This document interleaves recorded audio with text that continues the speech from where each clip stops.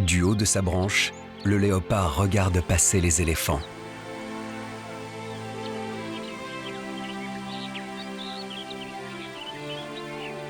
Il voit souvent cette petite troupe se presser en rang serré pour rejoindre la mare.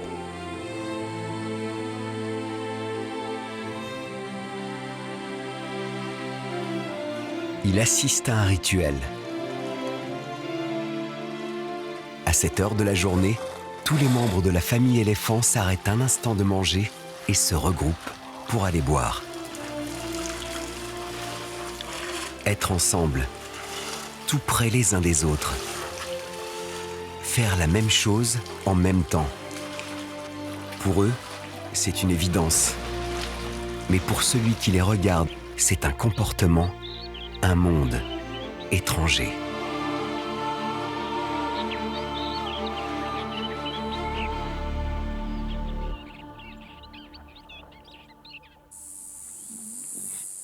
Pour les bébés léopards, la vie a commencé, comme chez la plupart des espèces, par des jeux insouciants, sous le regard bienveillant d'une mère.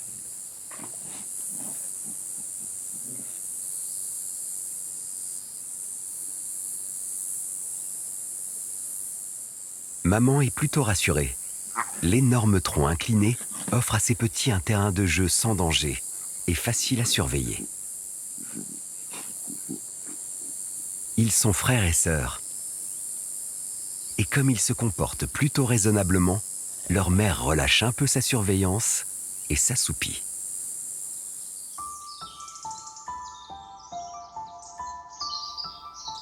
À la naissance, ils ne pesaient que 500 grammes. Ils ont maintenant plus de 3 mois et font 5 kilos.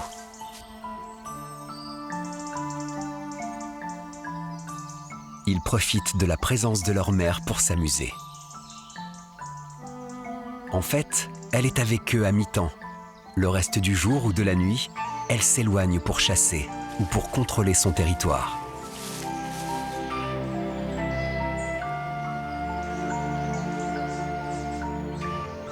Tant qu'elle est là, ils peuvent jouer tranquillement. Maman assure leur sécurité.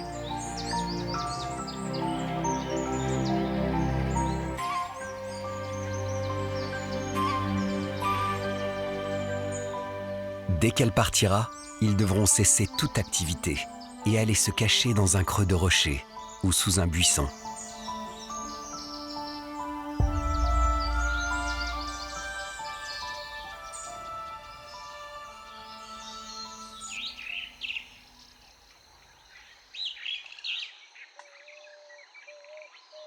Quelques jours plus tard, comme maman est là, les deux petits sont sortis de leur cachette et ont repris leur jeu.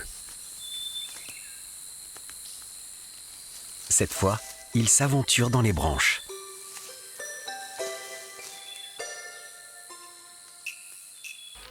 Leur mère est tout occupée au sol avec les bestioles qui la harcèlent. Alors, elle ne regarde pas ce qui se passe en l'air.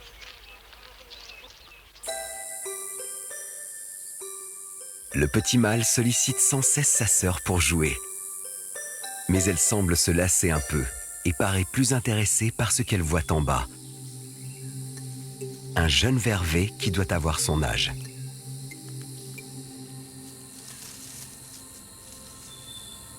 Le singe n'est qu'un prétexte pour une petite promenade au sol.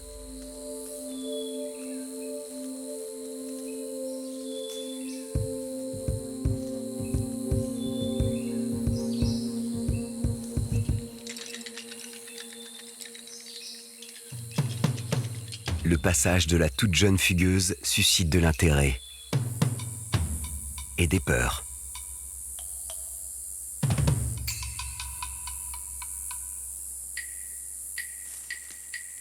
Plusieurs animaux voisins détectent son passage, mais personne ne la voit vraiment. Elle est si petite, dans cette étendue d'herbe et de broussailles. Il n'y a finalement que ce martin chasseur, perché juste au-dessus d'elle, qui peut voir où elle se trouve.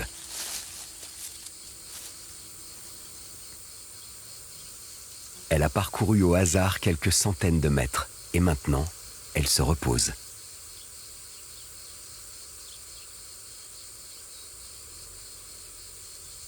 Comme elle est incapable de faire le même chemin en sens inverse, elle s'enfonce un peu plus dans les herbes hautes pour s'y nicher et dormir.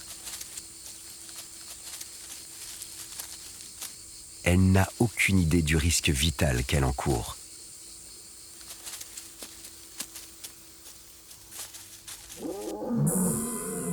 Par instinct, les grands prédateurs s'en prennent à tous les petits de carnivores qu'ils rencontrent.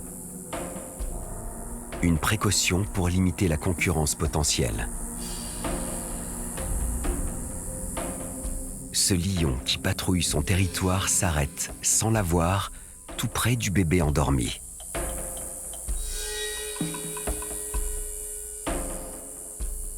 Avec leur odorat hors pair, leur façon d'être à l'affût de la moindre opportunité, il y a surtout à craindre des hyènes.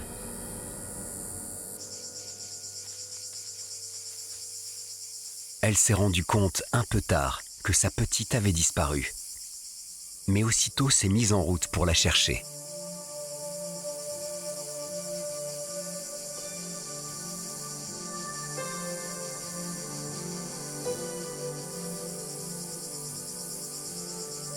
Elle appelle sa petite, mais n'obtient en réponse qu'une débandade de pintades.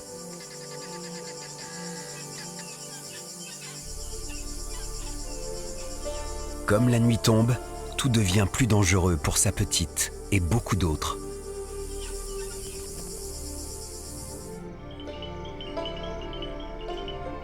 Les hyènes partent patrouiller. Maman léopard a échoué à retrouver son bébé. C'est la faute au vent, qui porte les sons et les odeurs, mais qui cette fois souffle dans le mauvais sens. Il tombera comme à l'habitude au matin.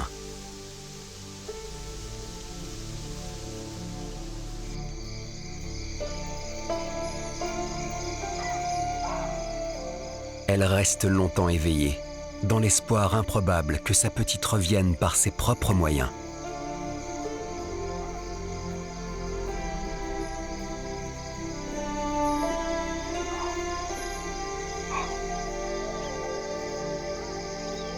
Et finalement, elle s'assoupit, sans savoir si les cris de la nuit sont porteurs ou non de mauvaises nouvelles.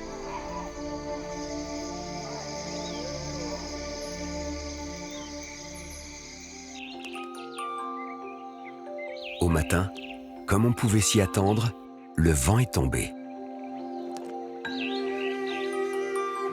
Il ne reste qu'un souffle de brise pour caresser les roseaux le long de la rivière. C'est là que se concentre la vie.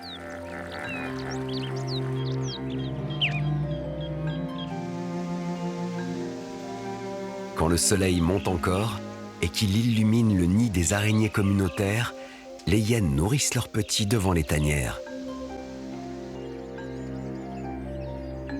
Sauf devant celle-ci, que le clan a abandonnée depuis plusieurs jours, laissant, on ne sait pourquoi, ce bébé livré à lui-même. Faute d'être nourri, il va mourir bientôt. Chez les prédateurs, plus de la moitié des bébés connaissent ce triste sort. Et les léopards n'échappent pas à la règle. Maman n'a pas repris sa recherche au matin. Elle est restée avec son jeune dans l'attente du dénouement.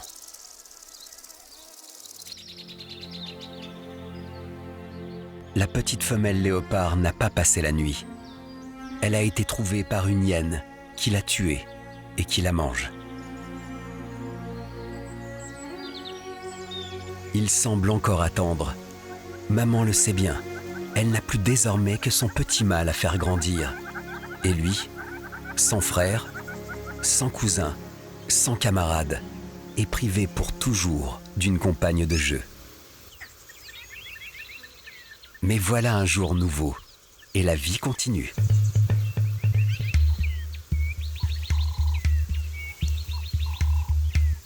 Maman va devoir repartir chasser et laisser son petit tout seul. Il est trop jeune encore pour qu'il l'accompagne. En fait, il est en sécurité. Il ne risque rien tant qu'il reste dans l'arbre.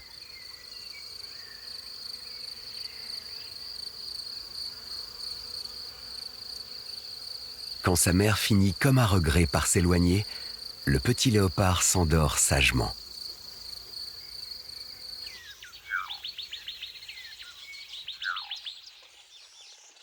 Mais son sommeil est de courte durée, interrompu par les oiseaux. En fait, il y a de quoi s'occuper à regarder l'alentour.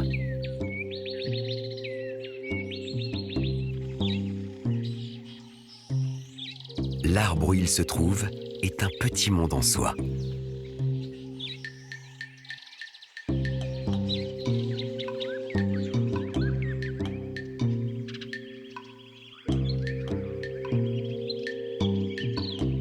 Et puis il y a la carcasse, du moins ce qu'il en reste.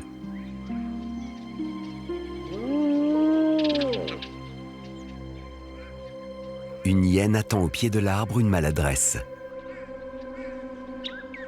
Et tout en haut, un grand-duc le regarde se débrouiller avec sa patte, comme s'il connaissait déjà la fin de l'histoire.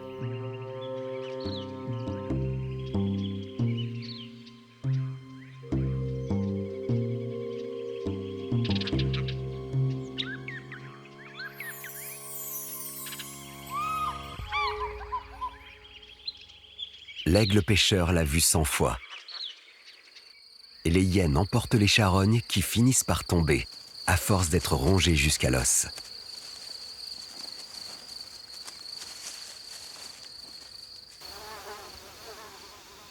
Maman a refait provision pour quelques jours. Alors, comme il n'y a pas de pression, pas d'obligation de chasse fructueuse, cette fois, elle emmène son petit. Il va croiser les espèces qu'il pourra chasser bientôt. Des pintades et des francolins. Des autruchons imprudents qui s'éloignent de leur mère. Des écureuils, des singes, des phacochères. La liste est longue de ceux qui pourront finir sous sa dent. Le plus surprenant sans doute, c'est le goût du léopard pour le chacal. C'est l'une de ses proies favorites.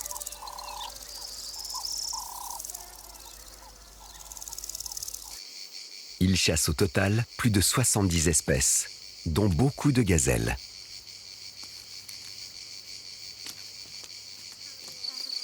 Plutôt celles de taille moyenne, comme le gui barnaché ou comme le céphalophe.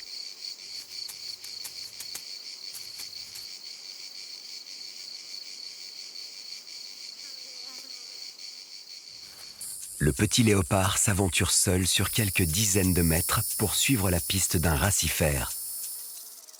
Une toute petite gazelle d'une dizaine de kilos.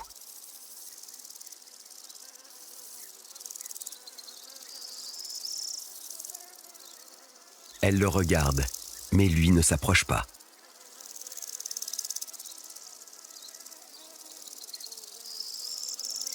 Au cours de ses sorties, maman garde toujours un œil sur son petit, et lui n'est pas ingrat. Il revient régulièrement vers elle, lui témoigner un peu de tendresse.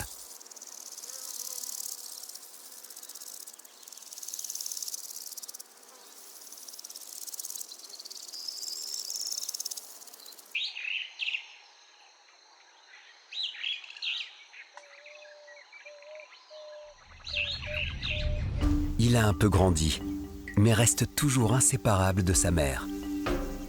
Elle marche devant et se retourne régulièrement pour s'assurer qu'il la suit. Ce jour-là, il l'accompagne à la chasse.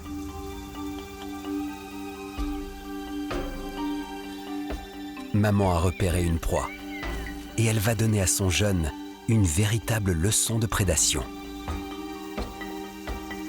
D'abord, s'approcher discrètement au plus près. Surtout, ne pas être vu.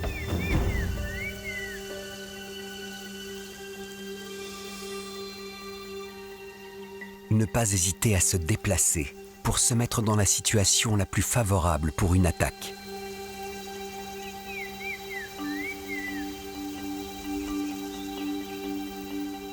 L'élève, resté à distance, ne perd pas une miette de la scène.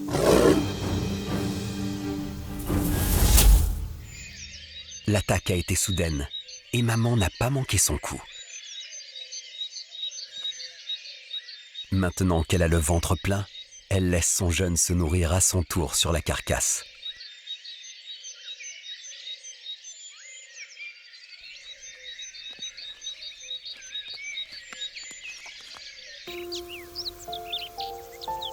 Quand la nouvelle saison arrive, le petit léopard a plus de 6 mois et 1000 choses nouvelles à découvrir.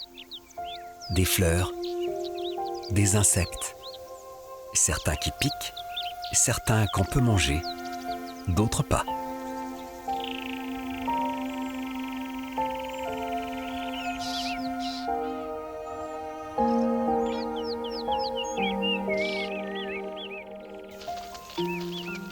Il n'a encore jamais vu de ratel.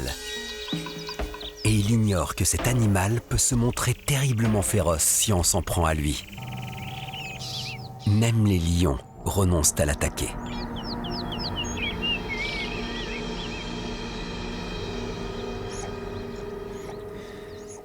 Dans le doute ou par instinct, le jeune léopard l'évite et s'en va dans la direction opposée. C'est un âge qu'il passe à la découverte de son milieu. Ces déplacements dans la savane sont l'occasion de stimuler les sens. On peut repérer un phacochère. On peut sentir l'odeur d'un autre prédateur.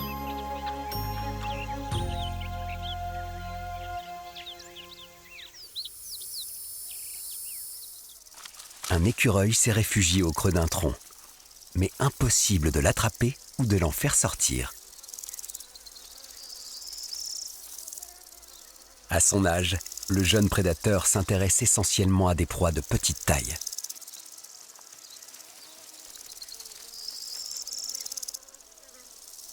Il a encore beaucoup à apprendre et il est curieux de tout.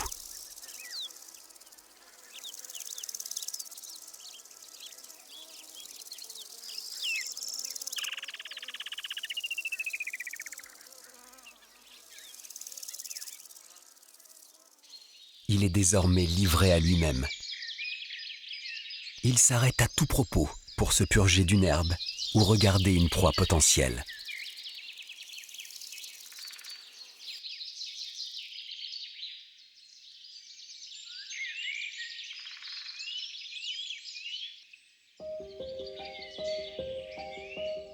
Au cours de la journée, il se déplace de proche en proche dans un périmètre réduit au sein du territoire de sa mère.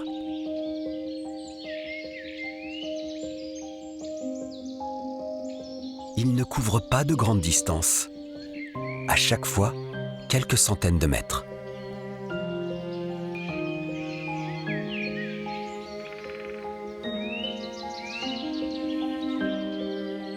Il déambule avec nonchalance entre l'un ou l'autre de ses endroits favoris.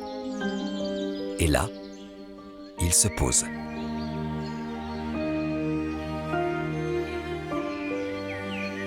Il se livre alors à l'une de ses activités préférées. En bon félin qu'il est, faire une bonne toilette. Il est désormais totalement indépendant de sa mère, mais les liens entre eux n'ont pas disparu. Ils vivent dans le même espace et ne sont souvent pas très loin l'un de l'autre. Mais chacun a son rythme, chacun a son programme, et il est finalement plutôt rare qu'ils se croisent.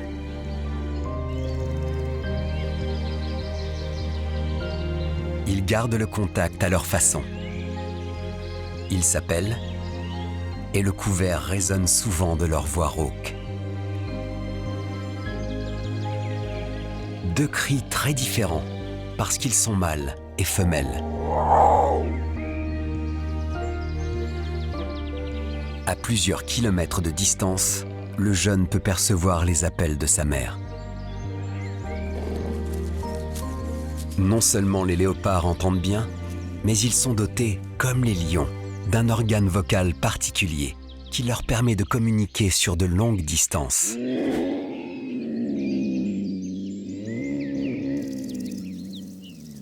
C'est juste une façon de se rassurer, de se dire qu'on n'est pas seul.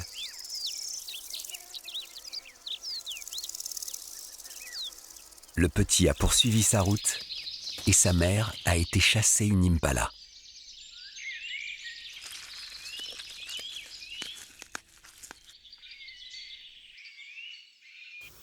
Si ténu soit-il, le lien qu'il maintient avec sa mère est important pour le jeune félin. C'est sa seule relation sociale. Même les girafes, pourtant modèles d'indépendance, sont plus souvent en compagnie. Où qu'il regarde, il voit des animaux ensemble. Des fratries, des harems. Il croise des hardes, des couples, des familles.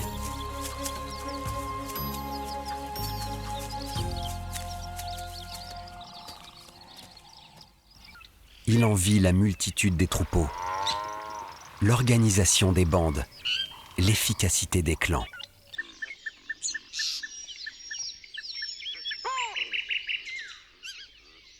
Mais lui, il est tout seul, à part, privé des avantages de ceux qui chassent en groupe.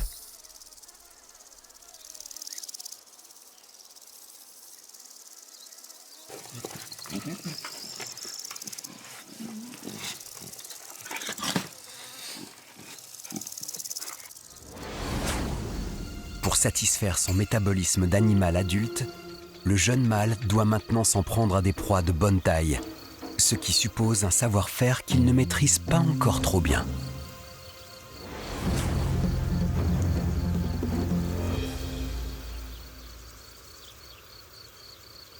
Plus nourrissant que les rongeurs ou les lézards, mais moins compliqué à attraper que les adultes, les petits d'antilope sont une bonne option intermédiaire.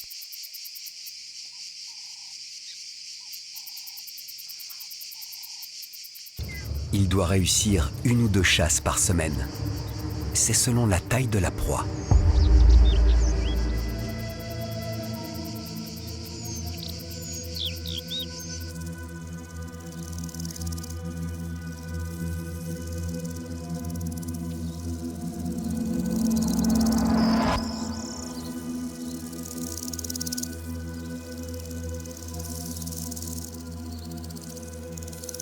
À l'affût de ce céphalophe, le jeune léopard prépare bien son attaque en appliquant strictement les consignes enseignées par sa mère.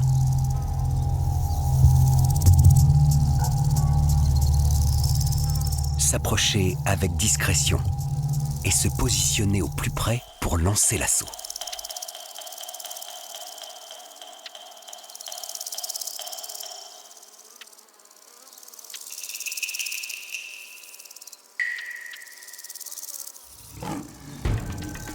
L'attaque n'a pas été celle qu'on attendait. Débusqué et poursuivi par la lionne, il est contraint de se mettre en sécurité dans un arbre.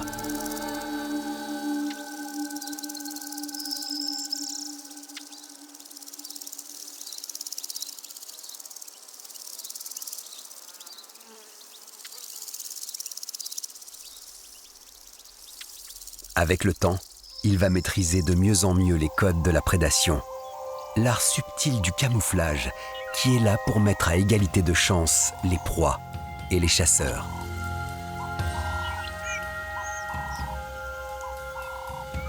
Il peut passer encore à quelques mètres d'un céphalophe sans le voir.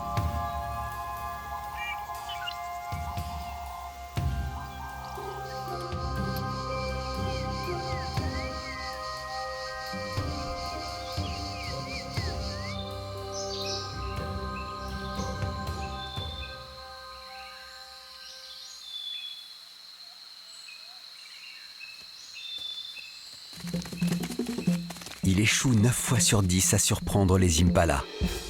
Mais la 10e tentative lui assure 1 semaine de nourriture.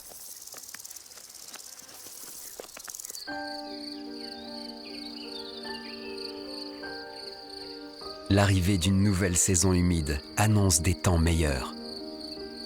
Il y a eu beaucoup de naissances. La chasse est plus facile. Il suffit de se servir.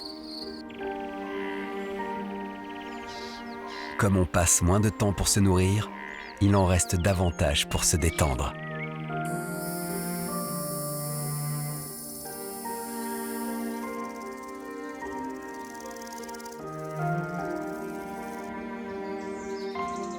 Un de ces jours où, après avoir paraissé le ventre plein, il partait marcher un peu pour se détendre, il s'est passé quelque chose d'inattendu dans la vie du jeune félin. Un événement dans sa routine quotidienne. Il y a eu un appel, une voix un peu oubliée mais familière, celle de sa mère.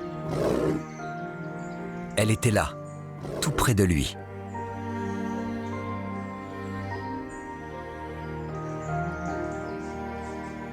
Il ne l'a pas croisée depuis plusieurs mois. Il était alors adolescent. Maintenant, c'est un mâle adulte. En vérité, il ne sait pas trop à quoi s'attendre. Et après un instant d'hésitation, il s'est précipité pour la rejoindre.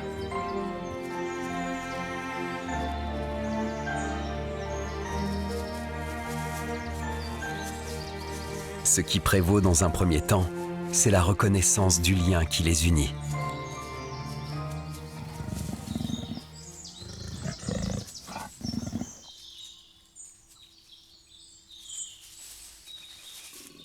Il se lèche comme il le faisait quand il était petit.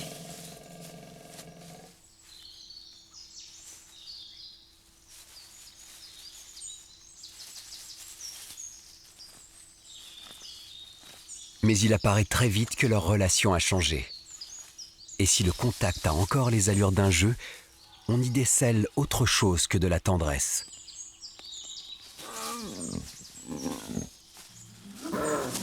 L'agressivité est contenue, mais bien réelle. En fait, maman veut faire passer un message. Il est temps pour son petit, qui a maintenant 2 ans, de vraiment tourner la page et de conquérir son propre territoire.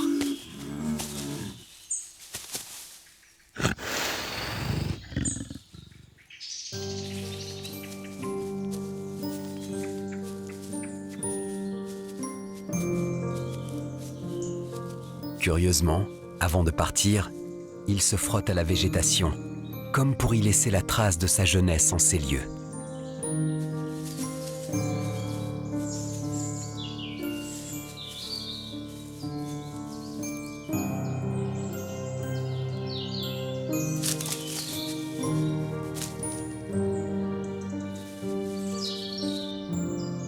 Sa mère le regarde une dernière fois. Elle ne le reverra jamais.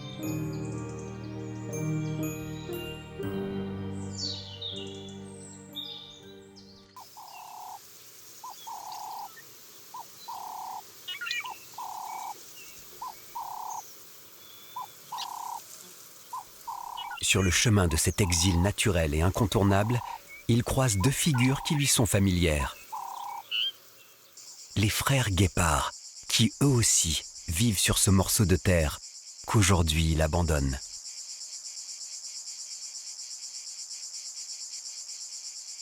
Le territoire maternel couvre un espace d'une 12aine de kilomètres carrés. Ouvert à l'est sur une grande plaine et limité à l'ouest par un chaos rocheux où vit un couple d'oréotragues sauteurs.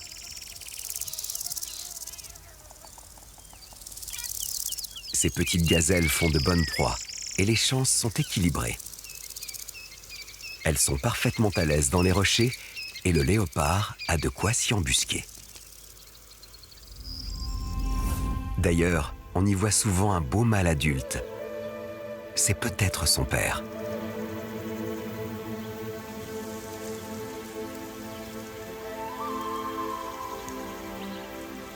Pour partir en quête d'un territoire, le jeune léopard doit d'abord choisir une direction.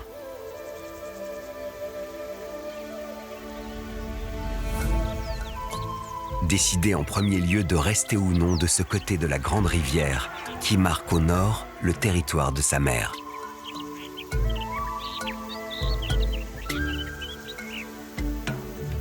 Bien sûr, à cette période de l'année, Il peut, comme les éléphants, passer quand il le veut d'un côté à l'autre.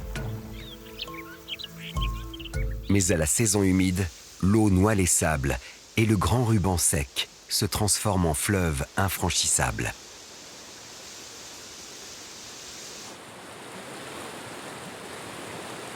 Il est alors un peu exclu de ces rives, qui deviennent l'univers des hérons Goliath et des hippopotames. Et il n'y a guère que les éléphants qui puissent encore parfois le traverser.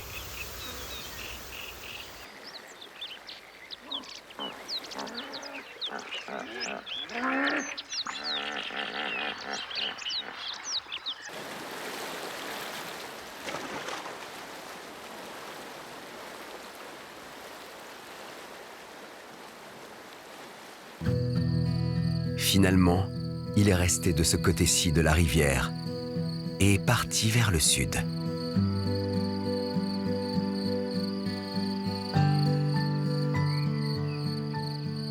Ce martin chasseur à l'affût attend le bon moment pour fondre sur sa proie.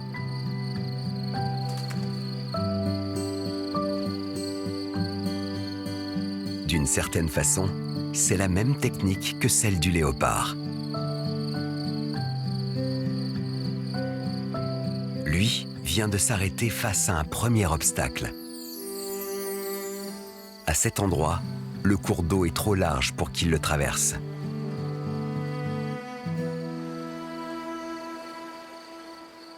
Alors il va le longer vers l'amont jusqu'à trouver, là où il rétrécit, des bancs de sable et des rochers qui lui offriront à un moment ou à un autre la possibilité de le franchir.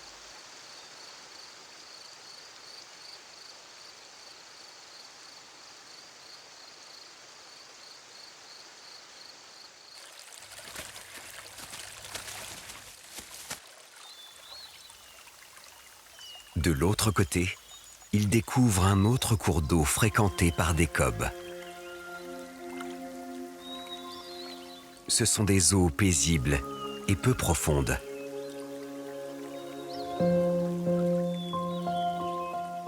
Au loin, il y a un massif montagneux comme il n'en a jamais vu.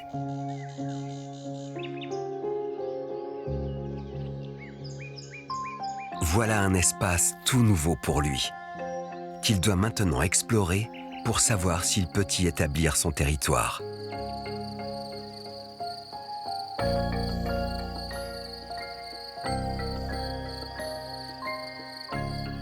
Condition numéro 1, qu'il ne soit pas déjà occupé par un mâle de son espèce.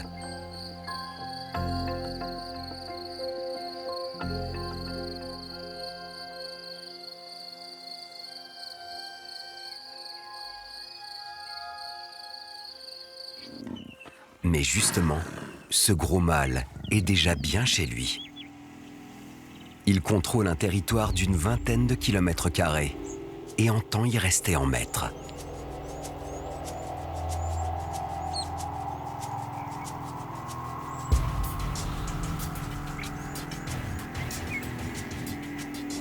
À l'approche de ce rival potentiel, il se met en marche et reprend la patrouille de son domaine.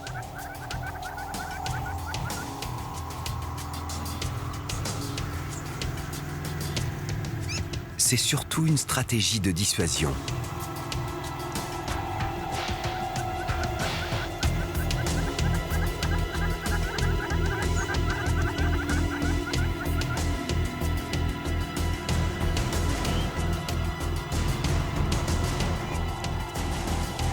Pour réussir ses prédations, le léopard doit être en pleine possession de ses moyens. Une blessure peut avoir des conséquences tragiques, car personne ne chassera pour lui.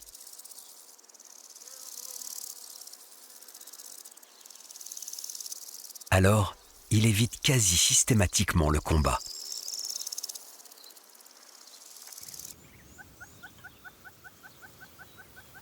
De toute façon, notre jeune prétendant n'aurait aucune chance face à cet individu en pleine force de l'âge.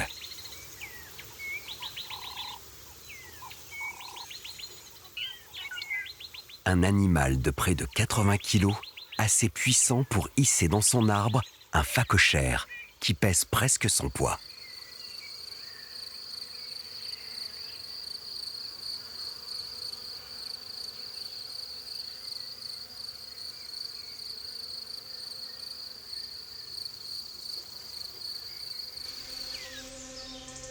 Le jeune léopard continue sa progression en laissant sur son passage des restes de ses victimes.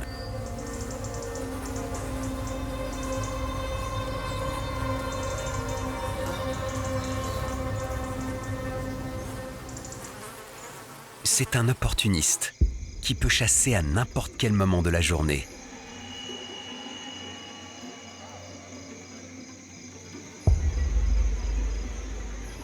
Mais il préfère s'économiser quand il fait chaud. Alors c'est plutôt le soir ou pendant la nuit qu'il se met en quête de gibier.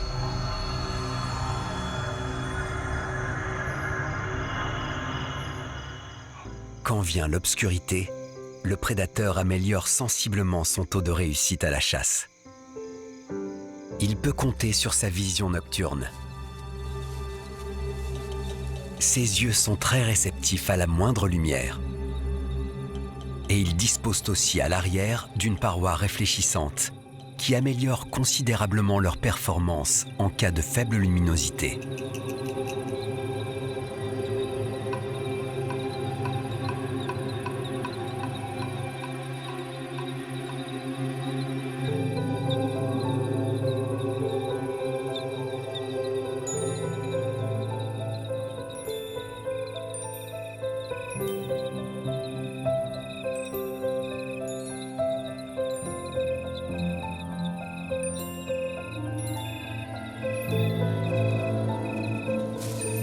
La nuit, beaucoup de grands prédateurs sont de sortie. Et il est plus important que jamais de monter sa proie dans un arbre si l'on veut la manger tranquillement, sans risque de se la faire voler.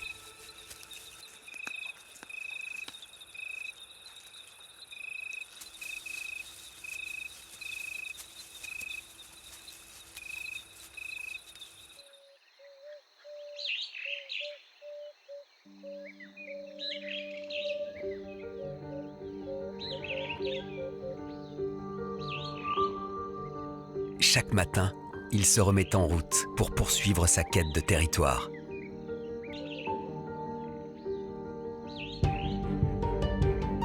Ce jour-là, il monte sur un point haut, d'où il découvre le paysage et les possibilités qui s'offrent à lui. Finalement, il poursuivra vers l'ouest, sur le plateau qui surplombe les falaises.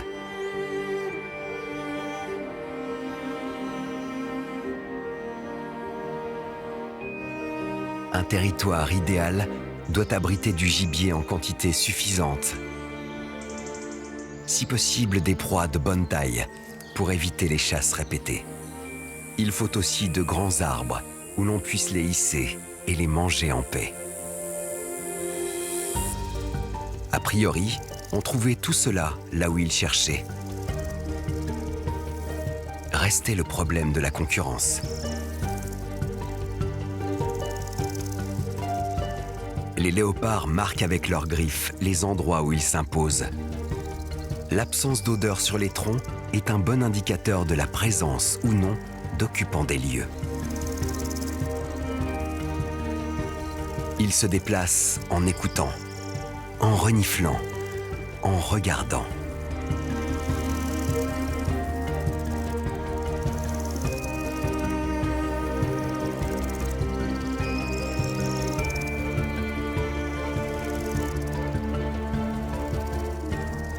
Lorsqu'il a contrôlé systématiquement les arbres et l'univers qui l'entoure, son diagnostic se confirme.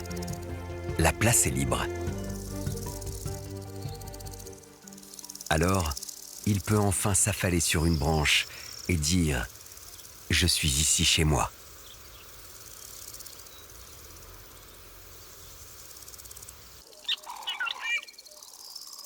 La présence de gazelles en grand nombre le conforte dans son choix.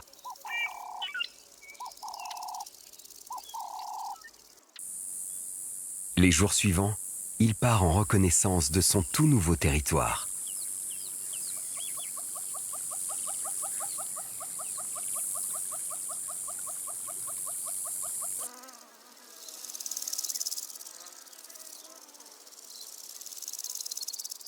Il repère de beaux troncs pour dormir, découvre des ravins propices aux embuscades. Le seul prédateur qu'il croise est un grand mâle guépard. C'est une bonne nouvelle, car cet animal qui lui ressemble beaucoup, mais en plus léger, en plus svelte, ne lui fait pas d'ombre.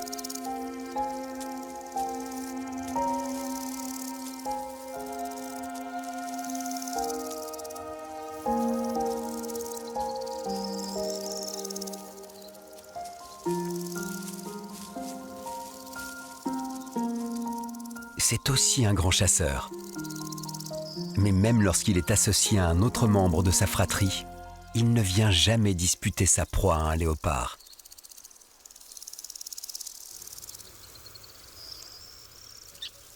Il semble qu'il ait trouvé l'endroit idéal, paisible, sans concurrence. Alors il peut se permettre un plaisir ultime, déguster ses proies au sol.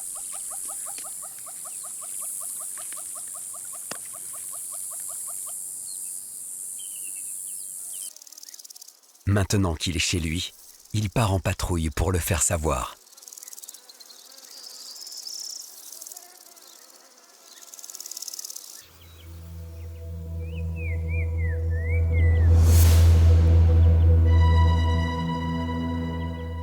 En déposant ses excréments, en urinant, en grattant le sol, il dit à son tour à tous les prétendants qui pourraient passer « La place est occupée ».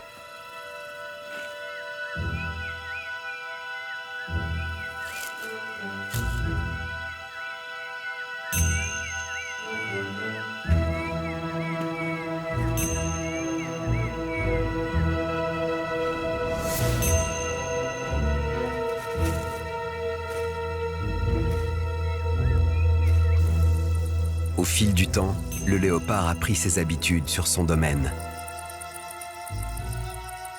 Ses oréotragues perchés sur les rochers lui rappellent le territoire maternel.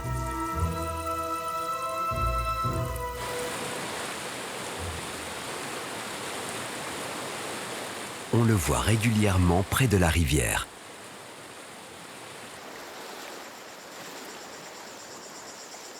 Quand il n'est pas dans un arbre, il est souvent dans ce chaos rocheux devenu l'un de ses refuges préférés.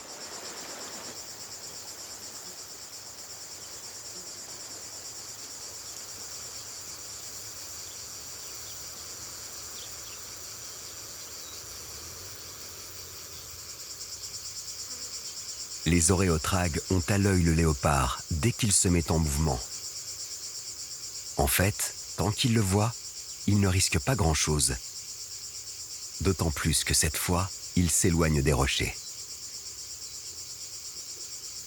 Il n'est pas parti chasser la gazelle, mais plutôt se mettre en quête d'une partenaire.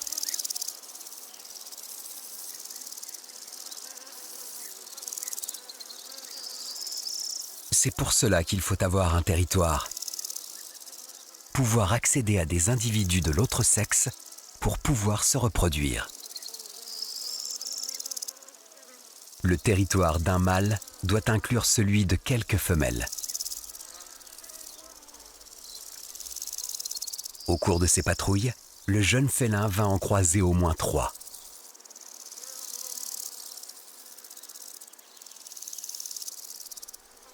Celle-ci est la plus jeune.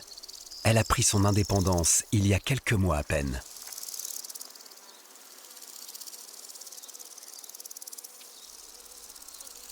Il y a une deuxième femelle, plus âgée, et qui a mauvais caractère. Cette hyène brune va en faire l'expérience en passant sous l'arbre où elle s'est perchée pour manger.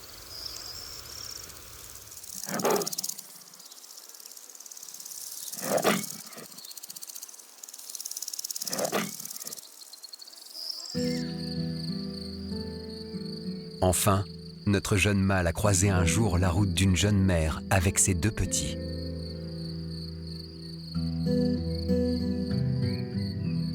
Ce doit être une bonne maman, si l'on en juge par les blessures qu'elle a à l'œil et aux oreilles.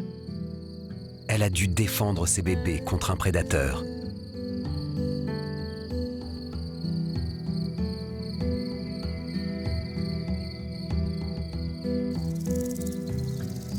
Un jour où il se reposait tranquillement au sol, près d'un arbre mort, il a entendu des cris qui ont effrayé les singes.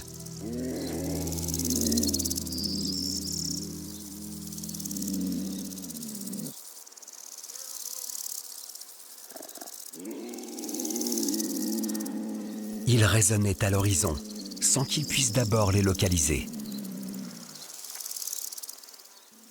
Mais il a identifié très vite les appels insistants d'une femelle.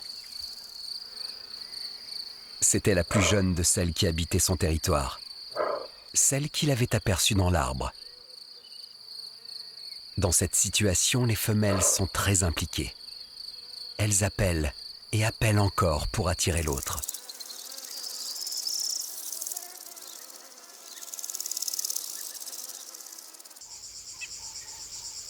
C'est leur première expérience, mais ils sont désormais tous les deux en âge de se reproduire.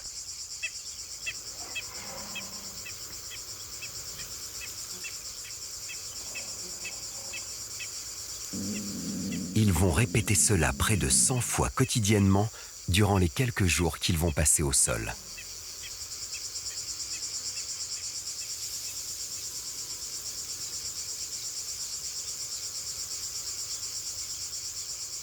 Les voilà qui ont grimpé dans l'arbre où le jeune mâle avait stocké sa proie. Et il laisse sa partenaire la manger. C'est la seule occasion où les léopards adultes acceptent de partager leur nourriture.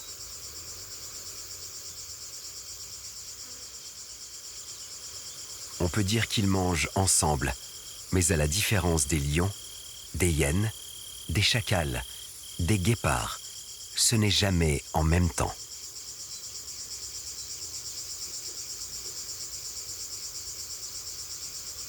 Cette cohabitation est très momentanée.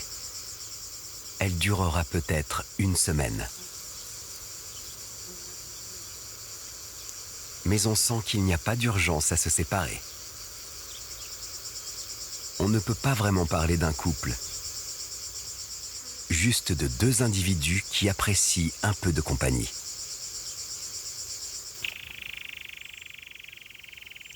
Le temps a passé et la cavité que le léopard aimait est désormais désertée.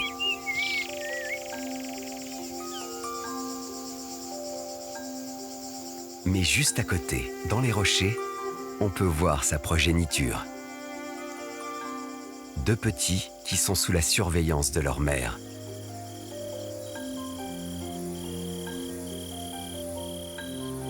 Quant à leur père, il est ailleurs, plus loin.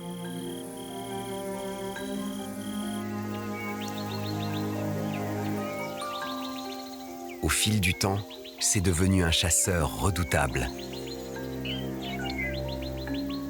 Il est capable désormais de terrasser des grands impalas qui pèsent presque son poids.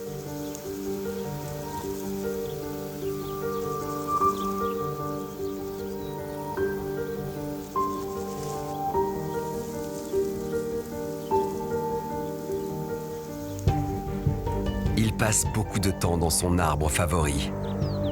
De sa branche, presque quotidiennement, il voit les éléphants qui reviennent de la mare. Pour lui, et pour toujours, le groupe est une énigme. La solidarité, un mystère. L'esprit de clan, le sens de la famille ne sont pas inscrits dans ses gènes. C'est un léopard.